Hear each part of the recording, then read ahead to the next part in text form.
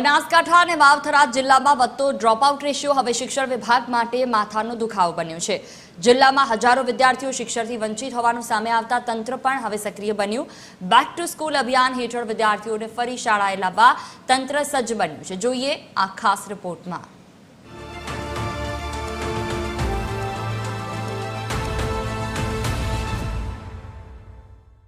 બનાસકાંઠા અને વાવથરા જિલ્લામાં શિક્ષણ વિભાગ માટે ચિંતાજનક આંકડા સામે આવ્યા।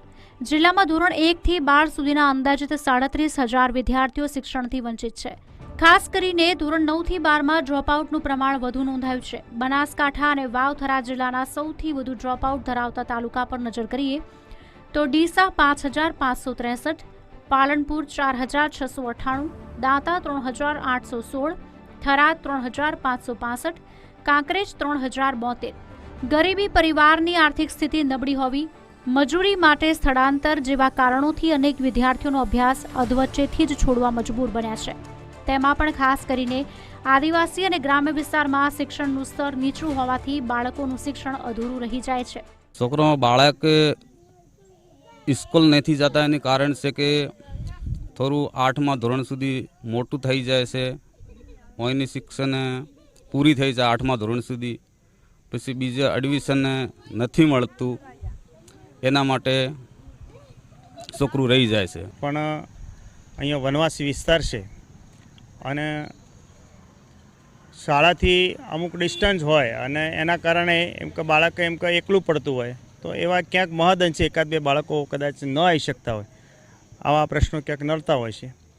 બાકી અહીંના સામાજિક રીત રિવાજ પણ ક્યાંક નડતા હોય છે, ક્યાંક વાલીની જાગૃતતા નથી। ડ્રોપઆઉટ રેશિયો ઘટાડવા હવે શિક્ષણ વિભાગ બેક ટુ સ્કૂલ અભિયાન હેઠળ જોરશોરથી કામે લાગ્યું છે। વિદ્યાર્થીઓને પાછા શાળાએ લાવવા શિક્ષકો અને અધિકારીઓ ગામે ગામ જઈ વિદ્યાર્થીઓ અને તેમના વાલીઓ સાથે સંપર્ક કરી રહ્યા છે। માન્ય કલેક્ટર સાહેબ અને ડીડીઓ સાહેબના માર્ગદર્શન નીચે સમગ્ર જિલ્લાની અંદર અમારા બંને કચેરીના ઉચ્ચ અધિકારીથી લઈ સીઆરસી, શાળાના મુખ્ય શિક્ષક અને શિક્ષકો, બીઆરસી, આ બધાએ સંયુક્ત રીતે દરેક ગામની મુલાકાત લઈ ગામમાં જે ડ્રોપઆઉટ બાળકો છે એમના વાલીઓનો સંપર્ક કરી એ બધા જ બાળકોને પુનઃ સ્કૂલની અંદર પ્રવેશ અપાવવાનું મિશન અત્યારે ચાલુ છે।